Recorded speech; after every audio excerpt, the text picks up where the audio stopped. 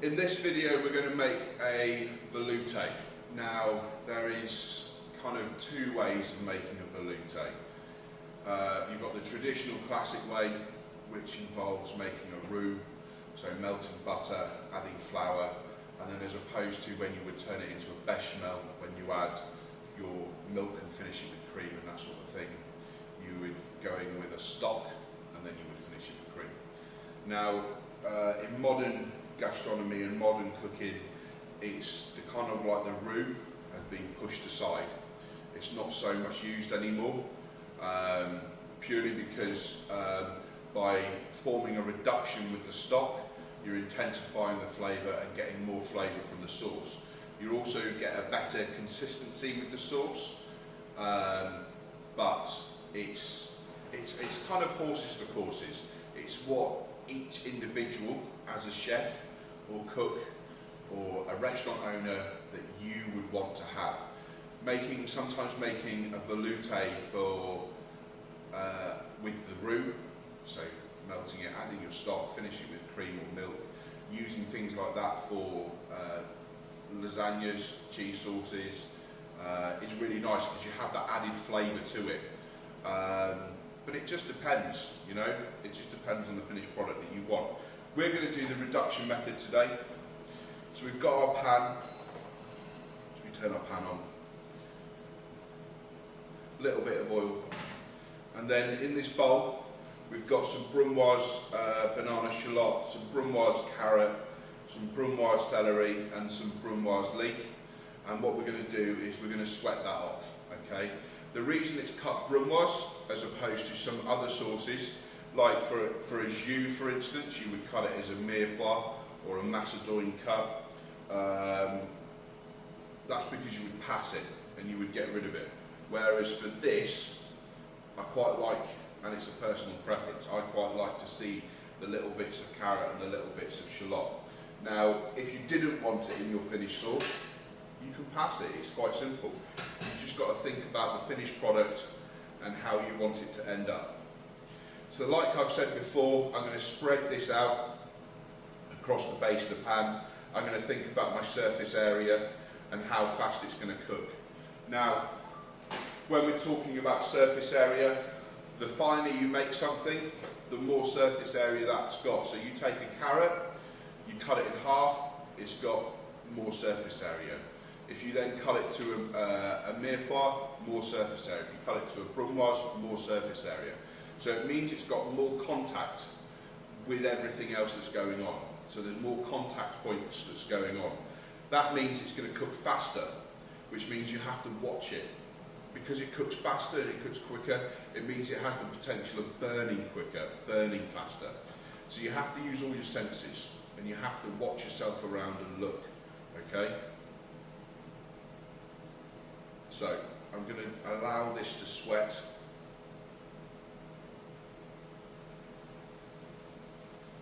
These things are quite powerful, the inductions. Industrial gas ovens are very powerful as well. Control the heat. You don't necessarily need to be stirring it all the time and mixing it and everything along those lines. A lot of it is about controlling the heat, controlling what's going on, looking in the pan, thinking about your senses, using your smell, your taste. You can hear, I can hear, and you'll be able to hear that this is starting to sweat. This is starting to slightly fry, so I'm going to turn it down. I don't want it to fry, I want it to sweat. It's different. Frying is adding colour, sweating is softening. So I'm going to add some salt just to start the seasoning off. I'm also thinking about the seasoning. I'm not adding too much because, like we said, this is a reduction. So the amount, the volume of sauce is going to reduce. So it's going to be very loose and very liquidy. We're going to reduce it to a coating consistency so we can dress plates, dress dishes, sauce meat, sauce fish, sauce vegetables. So we've got to think about that. So obviously if you season something which is a volume of this much and you taste it and it tastes absolutely seasoned and absolutely wonderful, when we've reduced it by 3/4, that seasoning hasn't gone anywhere. That seasoning has just intensified and grown. So it's about seasoning constantly as you go. Tasting, tasting, tasting. So we're going to sweat our vegetables till they're nice and softened. Okay, so I've given them a little mix and then spreading them back across the pan to make sure that it's cooking evenly.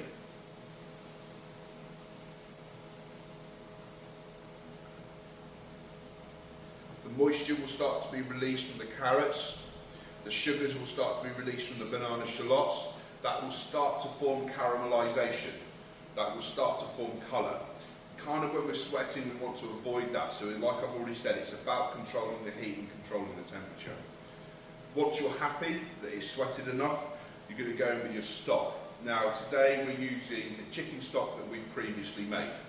So we made this in another video, we froze it, we labelled it, we made sure it had all the allergen information on, we made sure it had the dates, the times, the signatures, made sure it was wrapped properly, and we popped it in the freezer. So this has been taken out, so this is going to go into our pan and we're going to reduce this.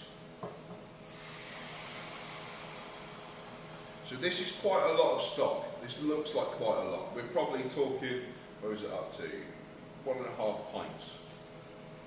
So about 3/4 of a litre, okay?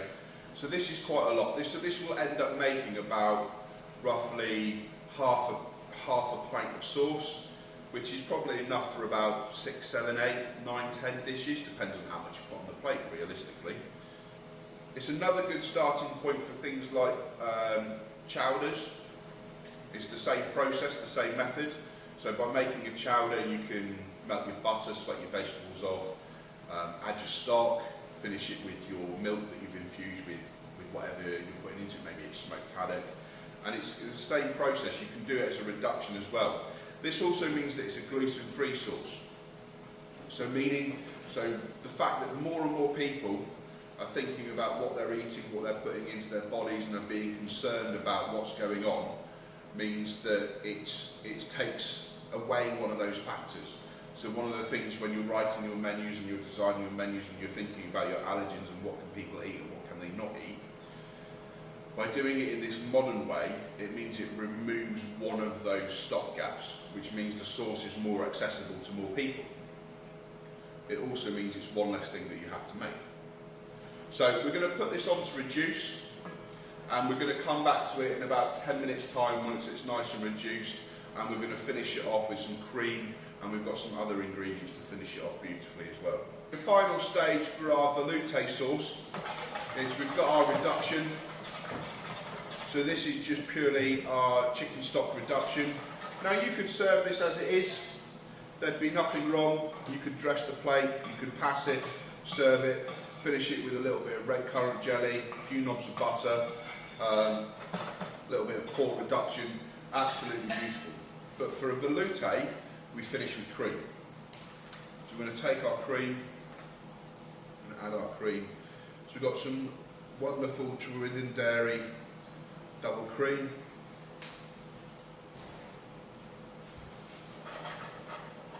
I'm just going to emulsify that in, and then we're going to bring it up to the boil. And that is our veloute sauce. Obviously, as you go, taste. A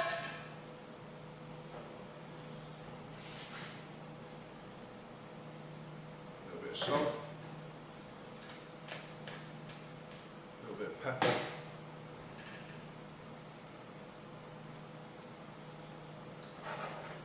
and again, it's the same as what I was talking about in another video. We're looking for the bubble effect. Okay, the bubble effect is a good way to determine if a sauce is ready. So we're bringing that to the boil, and we're going to look to see for the little bubbles all over the pan.